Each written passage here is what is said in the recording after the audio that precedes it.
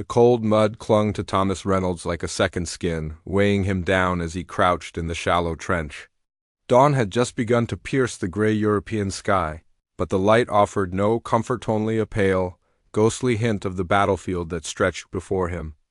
The air was thick with smoke, the acrid stench of spent gunpowder and churned earth filling his lungs with every cautious breath. Silence, almost unbearable, hung over the line. But it wasn't real silence. Far off, beyond the shattered trees and splintered hedgerows, the faint staccato of gunfire rattled through the air, each shot a reminder that death could arrive at any moment. Then came the thudding rhythm of artillery shells in the distance, a pulse that seemed to match his own heartbeat. Accelerating, warning him that the calm could not last, Reynolds pressed his back against the cold, wet dirt of the trench, trying to steady his shaking hands. He was 19, barely old enough to vote back home, and yet here he was, thousands of miles from everything familiar, buried in mud, staring across a field he knew could be his grave. He could hear the soft breathing of the men beside him, their eyes wide and faces pale in the dawn light. Some were veterans, faces hardened by months of blood and fear. Some, like him, were new. Like him, they were trying to convince themselves they were ready. He thought of his younger brother back in Pennsylvania, of letters left unsent in his coat pocket, of the small town he might never see again. Fear knotted in his stomach, tight and unrelenting, but beneath it determination flickered. He had to survive. He had to protect the men beside him. Every second that passed in the trench was a promise to himself. He would not be another name carved into the battlefield. A sudden rustle in the tree line made him freeze. His pulse jumped. For a moment, he thought it was just the wind, but then he saw the shadow, quick, purposeful, moving with intent. Enemy soldiers, creeping closer than he expected. Their silhouettes were faint in the gray haze, but unmistakable. Each step they took seemed amplified in Reynolds' ears, a drumbeat of danger that echoed through his chest. He swallowed hard, forcing his muscles to still. The trench felt smaller now, the world reduced to mud, metal, and the oppressive weight of what was coming. Somewhere beyond the haze, the first real shots of the day would soon be fired. Somewhere beyond the line, lives would be lost. Somewhere beyond the edge of this dawn, everything would change. Reynolds gritted his teeth, gripping his rifle tighter, a cold certainty settling over him. He didn't know how he would make it through what was coming, but he knew one thing. He had to, and then, as if the dawn itself had betrayed him, the distant shapes of the enemy became clearer, moving with deadly purpose across the field. The storm was coming. The forest was alive with a quiet tension that made every snap of a twig sound like a rifle shot. Reynolds' squad had been sent ahead to scout a possible route for their regiment, an unassuming task on paper, but every step forward now felt like stepping onto a razor's edge. Sunlight barely pierced the thick canopy, leaving the ground beneath them a maze of shadows and tangled roots. Reynolds moved with the others, eyes darting, ears straining. He could feel the sweat chilling on his back despite the mornings. Cold dot, then it happened. A sudden volley of gunfire erupted from the underbrush ahead. The sound was deafening, echoing through the forest like a clap of thunder. Men screamed, shouted orders, and dived for cover. Reynolds hit the ground, mud and leaves filling his mouth as he scrambled to get a glimpse of the attackers. Bullets whizzed past, thudding into trees and earth, carving splinters and throwing dirt into the air. Half of his squad went down almost instantly. Reynolds' heart pounded as he realized just how exposed they were. The enemy had them surrounded. At least close to it. Every instinct screamed at him to run, but the forest offered few safe paths, and the cries of his comrades rooted him in place. He could hear Sergeant Mitchell calling out, his voice hoarse and panicked. Reynolds tried to respond, but his throat was dry, his voice swallowed by the chaos. Reynolds crawled forward, keeping low, peeking through the dense brush. He counted carefully, silently, at least 20 enemy soldiers advancing, rifles trained, eyes sharp. They moved with purpose, methodically clearing the forest as if it were their own backyard. The thought hit him like a punch to the gut. They were outnumbered, trapped, and there was no immediate backup. He pressed himself against the trunk of a massive oak, feeling the rough bark against his cheek. Every muscle in his body tensed as he watched an enemy soldier step into a clearing just 20 yards away. Reynolds' mind raced. He wasn't trained for this, not like the veterans beside him or what remained of them. Yet instinct and desperation sharpened his senses. He scanned the terrain, fallen logs, abandoned supply crates, scattered rocks, even remnants of destroyed vehicles. Anything could be turned into a weapon.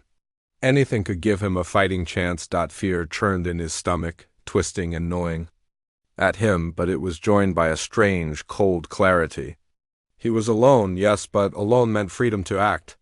Alone meant he could improvise.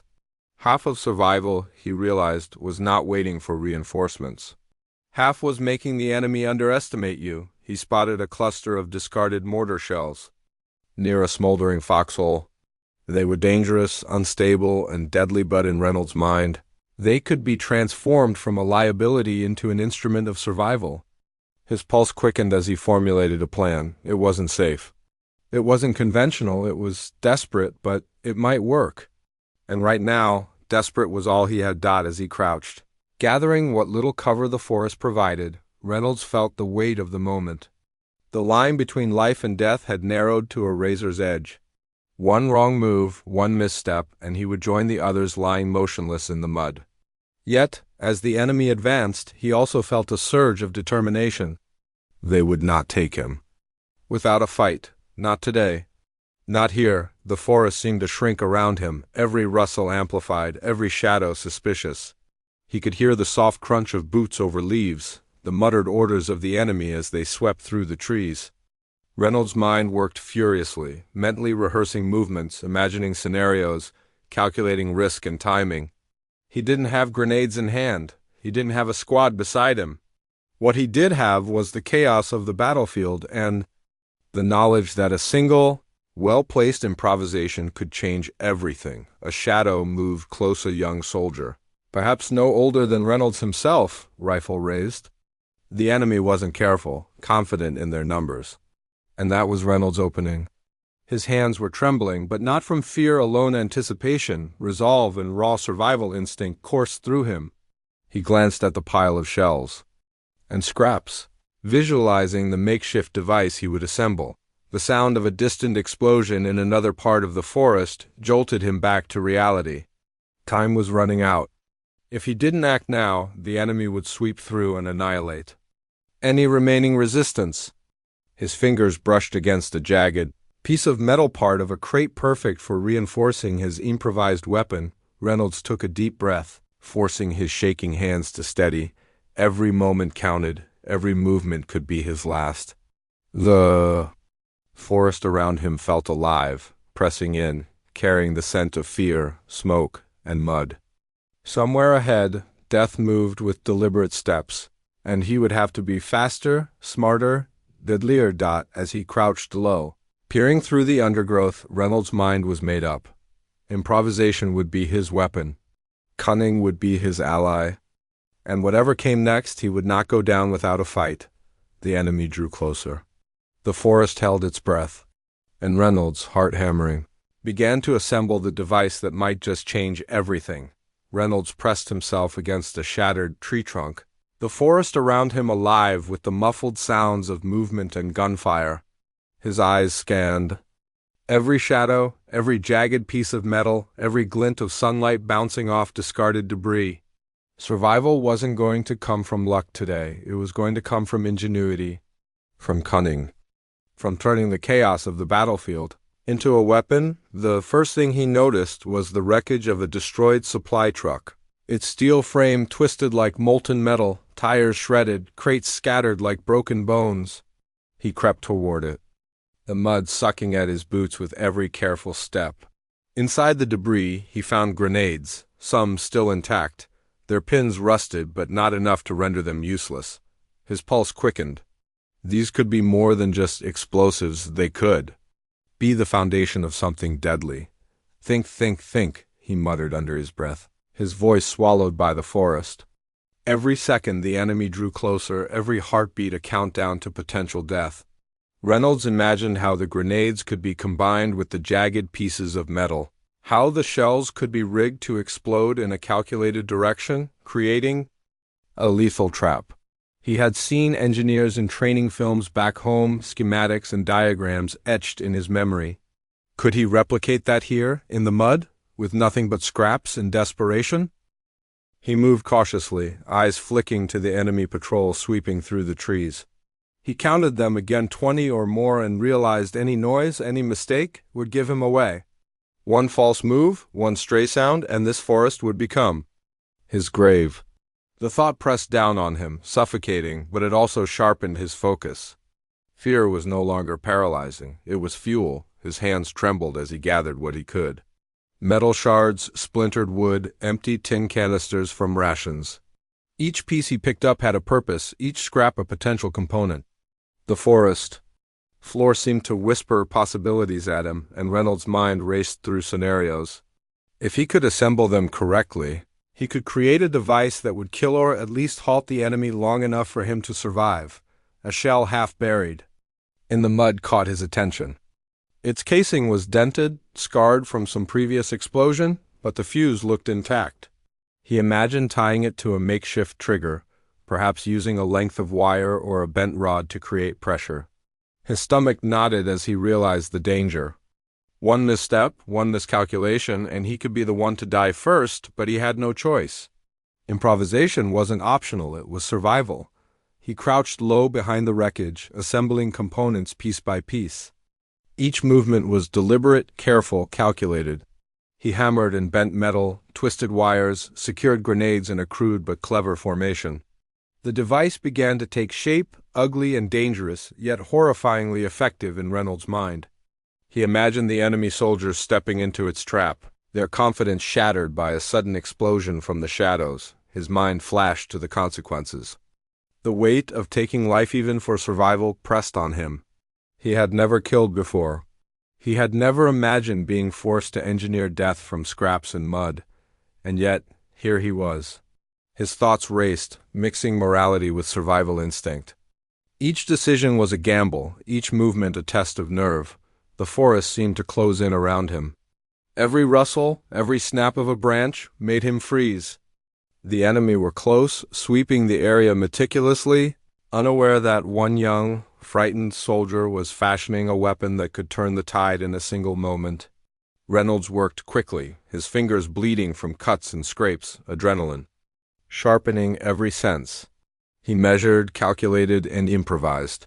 He imagined a scenario in which a single misfire could destroy everything including himself, but he pushed the thought aside. The alternative was worse. Finally, after what felt like an eternity compressed into minutes, the device was ready. It looked crude, almost comical in its jagged, haphazard construction, yet in Reynolds' mind, it was deadly, a trap that could take down 20 men if deployed correctly. He exhaled, trying to steady his shaking hands. He glanced across the clearing at the enemy patrol, their figures moving confidently, unaware of the storm about to strike from the mud and debris. Reynolds' heart hammered in his chest. This was it. There was no turning back. Improvisation had given him a weapon, yes, but it had also tied his life to a thread thinner than any wire or trigger. One wrong move, one miscalculation, and he would not survive. Yet in that tension there was also a strange clarity, a singular focus that narrowed the world to the trap he had built, the enemy he had counted, and the moment that would decide. Everything. He crouched low, pressing the device into the underbrush, careful to mask any signs of its presence. The forest seemed to hold its breath with him, every bird frozen mid-flight, every leaf suspended in anticipation. Reynolds stepped back, heart pounding, eyes locked on the approaching patrol. Improvisation had given him a chance. Now it was time to see if it was enough. Reynolds moved through the forest like a shadow, every step calculated, every breath measured. The undergrowth clawed at his boots, branches tugged at his uniform, but he ignored it all. His improvised weapon was heavy in his hands, its jagged construction a testament to desperation and ingenuity. The plan was simple: place it where the enemy patrol would walk straight into it, far enough away to stay safe, close enough to ensure maximum effect. The clearing ahead was perfect. A narrow path carved through the trees, lined with fallen branches and debris. Reynolds dropped to his stomach, pressing himself against the mud, and studied the route. Enemy soldiers would pass through here in groups, confident, unaware that a trap had been silently waiting for them. The weight of the moment pressed on him. One wrong move, one misstep, and the patrol would spot him, or worse. The weapon could explode in his hands. His fingers worked quickly, but carefully, adjusting the position of grenades, anchoring wires to the jagged metal, hiding the device under leaves and dirt. Sweat stung his eyes, mixing with the mud smeared across his face. He could hear voices in the distance, low and methodical, punctuated by the occasional sharp command. The enemy were close, too close. His pulse hammered in his ears. Loud enough to drown out the birds and the wind, Reynolds crawled backward, dragging himself into the shadow of a tree trunk while keeping his eyes locked on the path. He tried to steady his breathing, willing himself to stay invisible, immobile. Every muscle in his body screamed with tension. The enemy moved with deliberate steps, unaware of the deadly device that lay just a few feet from their path. Each second felt stretched, elongated by fear and anticipation. He imagined the moment they would trigger it. He imagined the explosion. Ripping through the forest, the shockwave of metal and shrapnel tearing through the enemy ranks. And he imagined the silence that would follow, the absolute stillness after chaos.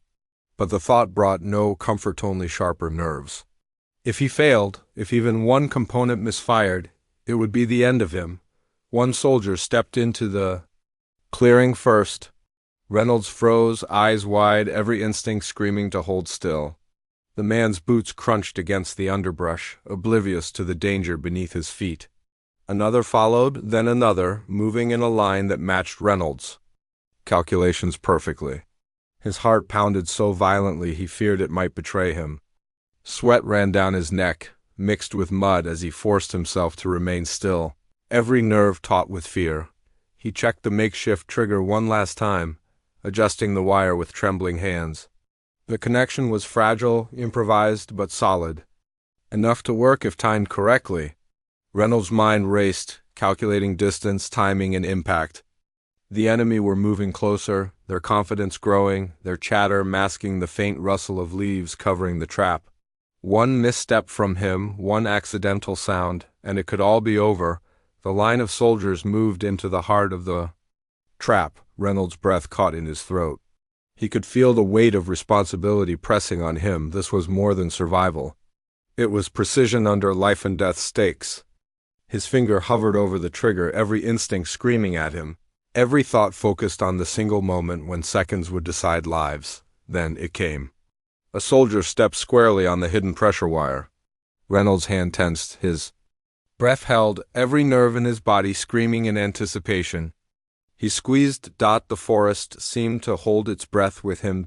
In that instant, everything changed. Reynolds' fingers squeezed the trigger, and for a heartbeat, nothing happened. Then came the thunderous roar, a sound so immense it felt like the earth itself had split apart. The forest erupted into chaos. Splinters of wood and shards of metal tore through the air, smoke and fire filling the clearing in a sudden violent storm. The force of the explosion threw Reynolds backward against the mud, his ears ringing, his eyes stinging from the acrid smoke. The enemy soldiers were caught in the heart of it. Bodies flung through the air, rifles and gear scattered like toys. The ground shook under the force, dirt and debris cascading over the fallen. Screams, shouts, and the metallic clang of weaponry torn apart mixed into a horrifying symphony. Reynolds lay on the ground, chest heaving, unable to fully comprehend the scale of what had just occurred. 20 soldiers, he realized with a mix of horror and disbelief, had been wiped out in an instant, all because of his crude, improvised weapon. The forest, once alive with movement and the steady advance of the enemy, was now eerily silent in pockets, broken only by the crackle of fire and the groans of those wounded but not yet fallen. Reynolds crawled forward, instinctively keeping low, his hands in uniform coated in mud and ash. The clearing was a landscape of chaos, the aftermath of destruction frozen in grim detail, broken branches, twisted metal, and the lifeless forms. of men who had once been invincible to his inexperienced eyes. He stared, numb, his mind struggling to process the reality. Relief wrestled with horror in his chest. He had survived. He had saved himself and potentially others from imminent attack. And yet the cost weighed on him like a physical blow. These were men, not just faceless enemies, men with names, families, and stories he would never know. The battlefield had transformed in an instant from a place of danger into a monument of his ingenuity and desperation. Reynolds' gaze shifted to the remains of his device. Miraculously, it had held together, functioning exactly as he had hoped. Every calculation, every improvisation, every moment of fear-fueled ingenuity had paid off. But the realization was bitter. Luck had played its part, amplifying the precision of his crude engineering. Without it, he would be nothing more than another casualty, swallowed by the mud and smoke. He took a deep, shaky breath, trying to calm his racing heart. The adrenaline coursing through his veins was nearly blinding. Yet it also left him acutely aware of the fragility of life, the razor-thin line between survival and death. Reynolds looked at the remaining enemy soldiers, few, scattered, disoriented, and realized how close he had been to failure. A fraction of a second, a misaligned wire, or a misstep in timing could have turned the blast inward, claiming his life before it claimed theirs. The silence that followed was deafening. Smoke curled through the trees, mixing with the morning. Mist, casting the clearing in a surreal, almost nightmarish haze. Reynolds sat back on his heels, mud squishing under him, and let the enormity of what had just happened sink in. His hands shook, not from fear anymore, but from the weight of action and consequence. He had created death in a way no one would ever imagine, a mixture of raw ingenuity, desperation, and sheer, unpredictable luck. His mind flashed to his family back home, to the small Pennsylvania town he had left behind. Would they ever understand? The choices made in the mud of a foreign forest, the split-second decisions that turned survival into carnage? He swallowed hard, the taste of dirt and ash bitter on his tongue. For a fleeting moment, he questioned the morality of it all, but survival, he reminded himself, had no room for hesitation, even now. The forest seemed to watch him, trees blackened and scarred, birds silent, the wind holding its breath. The enemy were gone, or nearly so, but Reynolds could feel the psychological weight pressing down. Heavier than the mud, heavier than the fear. He had faced the impossible, acted with courage and ingenuity, and survived. And yet, every nerve in his body screamed that this was only the beginning. Rising slowly, Reynolds surveyed the clearing. 20 lives ended, chaos left in his wake. The forest scarred as much as his mind. Relief and disbelief battled inside him. He had won, yes, but at what cost? And even as his gaze swept over the mangled landscape, he knew deep down that the war was far from over, and that ingenuity alone would not always be enough to see him through. But for this moment, in this forest, he had turned desperation into survival, fear into action. He had proven that even the smallest, most inexperienced soldier could alter the tide of battle with courage, calculation, and the willingness to take a risk that no one else would dare. Reynolds exhaled slowly, allowing the adrenaline to ebb, his hands finally ceasing their tremor. The explosion had ended, but its echoes would remain not just in the forest, but in him, a permanent reminder of the day one soldier's desperate improvisation killed 20 enemy soldiers. The forest was quiet now, but the silence was heavy, almost suffocating. Reynolds crawled forward cautiously, mud and ash clinging to his uniform, boots sinking into the churned earth with every step. Smoke curled upward from the smoldering remnants of his improvised trap, twisting around the shattered trees like a specter. The clearing was a grisly tableau, littered with the fallen enemy soldiers sprawled in unnatural angles. Their weapons scattered, the forest scarred by fire and shrapnel. Reynolds stopped in the center of it all, heart hammering, unable to look away. The immediate danger had passed, but the weight of what he had done pressed on him heavier than the mud and grime covering him. He had survived, he had killed 20 men. Survival had demanded action, but now the enormity of it hit with a force that left him numb. Faces flickered through his mind, young men, some probably no older than he was, caught in the blast. The rational part of him told him it was war, that death was everywhere here, but rationality offered little comfort when confronted with the human cost. A rustle behind him made him spin, rifle raised, every nerve taut. One of his surviving comrades emerged from the trees, eyes wide, pale, mud smeared across his face. "Reynolds, is it over?" The man stammered, voice trembling. Reynolds exhaled shakily, lowering his weapon slightly. "It's over, for now." His voice was hoarse, a mixture of relief and exhaustion, carrying the weight of all he had just done. The man stumbled closer, eyes scanning the devastation, then meeting Reynolds' gaze with a mixture of fear, disbelief, and awe. You did this?" The comrade whispered. Reynolds nodded slowly, though the movement felt heavy, almost mechanical. "It had to be done. We had no choice. We would have been—" He stopped, unable to finish. Words failed to capture the enormity of the moment.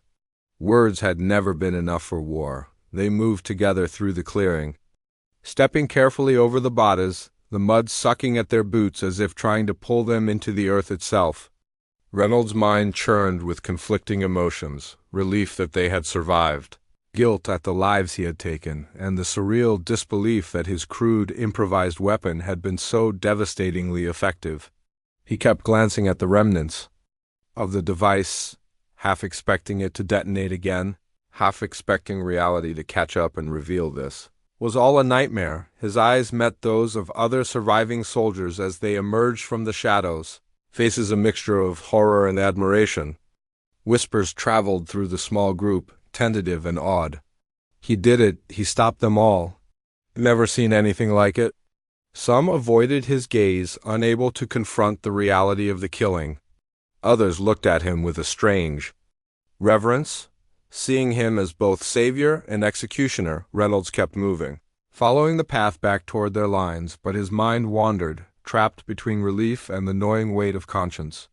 He had acted out of necessity, yes, but now, in the eerie calm after the storm, he was forced to confront the consequences. He had killed 20 men, and though they had been enemies, they had been human, each with a life extinguished by his hands, by his ingenuity, by the desperate choices he had made under fire. The forest seemed to mourn alongside him, smoke still curling from scorched earth, the faint odor of gunpowder lingering like a ghost. Reynolds' breathing was ragged, each inhale heavy with the knowledge of what had just transpired. He thought of his family, of his brother back home, and wondered if they could ever understand the split-second decisions that had transformed a young, frightened soldier into a force capable of such devastation. At the edge of the clearing, they paused. Sergeant Mitchell had survived, battered and bloodied, his uniform torn. He studied Reynolds carefully, his expression unreadable for a moment, then broke into a stiff nod. "Good work, Reynolds. You saved us," he said, voice tight with a mixture of respect and lingering fear. Reynolds met his gaze, trying to absorb the words, trying to believe them. I did what I had to," he muttered. The statement both an explanation and an apology to the silence around them. As they began the slow march back toward safety, Reynolds kept looking over his shoulder at the wreckage, at the silence where chaos had just reigned. The adrenaline that had carried him through the danger was finally ebbing, replaced by a heavy exhaustion and the realization that survival came at a terrible cost. Every step felt weighted with the knowledge of what he had done and the lives he had taken, a burden that no medal or commendation could ever erase, and yet, even in the midst of guilt and reflection, there was a flicker of resolve. He had survived. He had used his wits, his courage, and his desperation to change the outcome. That combination of ingenuity, bravery, and chance had saved him and his comrades. But he knew, deep down, that survival in war was never absolute. It was temporary, fragile, and bought at the expense of the human heart. The forest slowly faded behind them as they returned to their lines, smoke and ash still rising in the morning air. Reynolds walked among the survivors, their eyes filled with fear, gratitude, and disbelief. He felt the weight of every life taken, the weight of every split-second decision, and the realization that he would carry these ghosts with him for the rest of his life. Yet In that moment, amidst the devastation and the echoes of chaos, Reynolds also understood something vital. He had acted. He had survived, and in doing so, he had proven that even in the darkest, most desperate circumstances, courage and ingenuity could tip the balance. Night had fallen over the battlefield, the moon casting pale silver light through the tattered canopy of trees. Reynolds sat alone in the trench, knees drawn to his chest, mud caked to his uniform and streaked across his face. The distant echoes of war had faded, leaving only the gentle whisper of the wind through the broken branches. Carrying with it the faint, haunting scent of smoke and blood, he stared at his hands, still trembling from the day's events. Fingers coated in mud and ash, they had built a weapon capable of taking 20 lives. He had engineered death with scraps of metal and fragments of explosives, yet survived by the narrowest of margins. The thought should have been exhilarating, a mark of ingenuity and courage, but instead, it weighed on him like lead. Reynolds' mind replayed the moments in the forest, the tense crawl through undergrowth, the placement of the device, the deafening roar of the explosion. The shock, the awe, and the sheer disbelief of survival had been immediate. But now, in the quiet of night, the psychological weight pressed in. These were lives he had taken, enemies, yes, but human nonetheless. Faces, names, and imagined families haunted the spaces between his thoughts. Could he reconcile survival with the knowledge of the destruction he had wrought? He remembered his comrades' reactions, the mix of admiration and fear in their eyes. Some called him a hero, some a miracle. He had saved them, yes, but the victory felt hollow in the stillness. War, he realized, did not allow for pride without guilt, for bravery without a shadow of horror. The ingenuity that had kept him alive had also made him an instrument of death, and the echoes of it would follow him long after the forest fell silent. A distant owl hooted, and Reynolds shivered, the sound pulling him from his thoughts. He thought of home, of small towns and quiet streets, of letters never sent, of a world untouched by gunfire and mud. He wondered if anyone could ever truly understand the choices made in moments of fear and desperation, the split-second decisions that could tip the balance between life and death. And yet, despite the guilt, despite the horror, a part of him knew the truth. Survival demanded ingenuity, courage, and the willingness to act when others froze. It demanded creativity in the face of impossible odds. It demanded the acceptance of consequences he could never fully escape. He had acted. He had survived. And in doing so, he had altered the course of that day's battle, buying life with death. Reynolds leaned back against the cold earth, letting the night wrap around him. The stars above were cold, distant, and indifferent, yet they offered a strange kind of solace. The forest would heal. The bodies would be cleared. And tomorrow, the war would continue, indifferent to the struggles of one young soldier in the mud. But tonight, he sat alone and the weight of survival pressed on him, with the quiet inevitability of the night. He had been clever, he had been brave, and he had lived. And yet, in the stillness, he knew that ingenuity and courage came at a cost that no medal, no praise, could ever repay.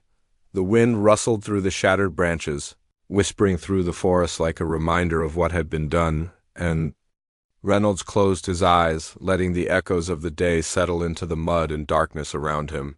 The battlefield had tested him, broken him, and yet, somehow, left him alive. And he knew, deep down, that the memory of the improvised weapon, the blast and the lives it claimed would stay with him forever, an indelible mark of the price of survival.